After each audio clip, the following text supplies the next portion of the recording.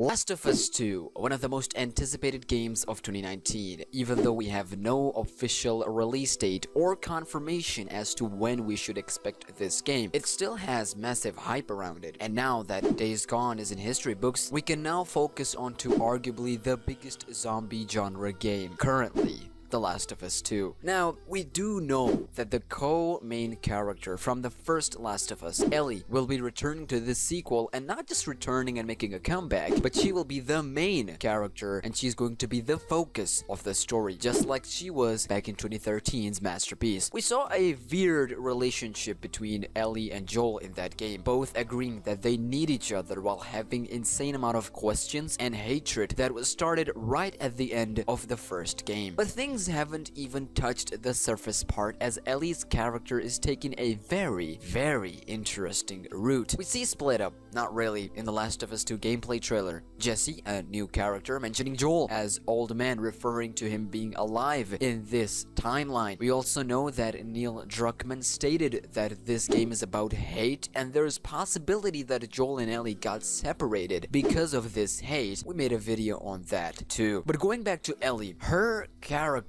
was already interesting from the beginning, but from what we got in 2 trailers, it made her character even more interesting and shady, as in good shady, as we saw her controlling herself, emotions, anger, hatred, that we believe is going to bring out the ultimate side of her, that, ladies and gentlemen, might lead to something horrible. That is Ellies Evilness, that might lead to Joel's death. Alright, listen, I know it seems far-fetched, but for a good reason too. For these type of games, sometimes you need to think outside the box. This ain't that outside. In fact, it's pretty much obvious given what we got from her character. If you go back in the first Last of Us in 2013 and just see Ellie's character, there's always this anger and roughness in her character. In short, you could argue that she was just a child back then. But play the game yourself. Ellie is actually more mature than her age. One of the glimpses for that is when Joel was in very rough shape. He had this horrible accident that led to him not being able to do anything for a good chunk of months. But thanks to Ellie, he survived. And not just survived,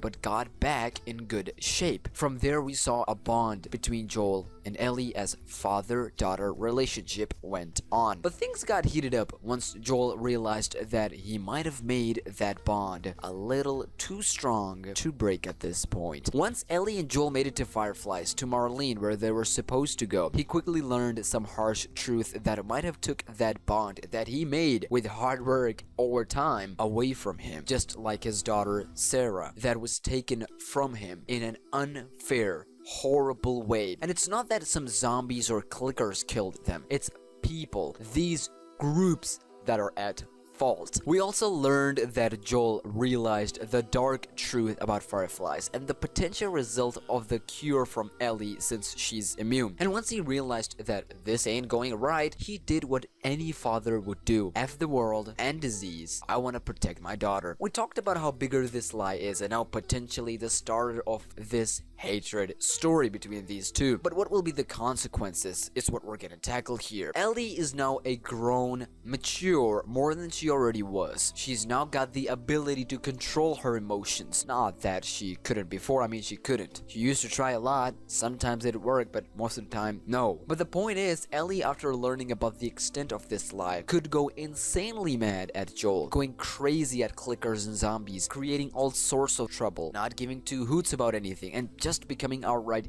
evil. And remember, evil here is a very loose term. That evilness that caused a separation between the two could cause a massive threat to not just Ellie's life, but also Joel's. Even though Joel isn't around much physically, there's no doubt that he's watching, taking care of Ellie in every other way. And why wouldn't he? He did all of that for Ellie. And Ellie being all mad and having this hate in her heart regarding all this, adding her mother's situation, she can cause some insane amount of damage, not just to other groups, but to herself as well. Ellie wanting to find some answers regarding her mother, Amber, Marlene, Fireflies, any other group, now that she doesn't care, could go on to war against anyone, killing and torturing people just to get what she wants, because she has nothing to lose. While Joel, on the other hand, trying to solve this, trying to find a way to somehow make Ellie understand the situation. Joel could become the weak point for Ellie, causing Joel to get captured by someone Ellie was up against, and then what happens next, you can already guess. As much as Ellie would be all not giving two hoots, remember, Joel is above all of that. Look at his behavior and attitudes from 2013's original game. Look at what he did to those people in Firefly's group. Of course he wouldn't give up, causing more damage, and ultimately because of Ellie's stubbornness to Joel and his protective attitude to Ellie, the same person he's trying to protect, Save becomes the cause of his own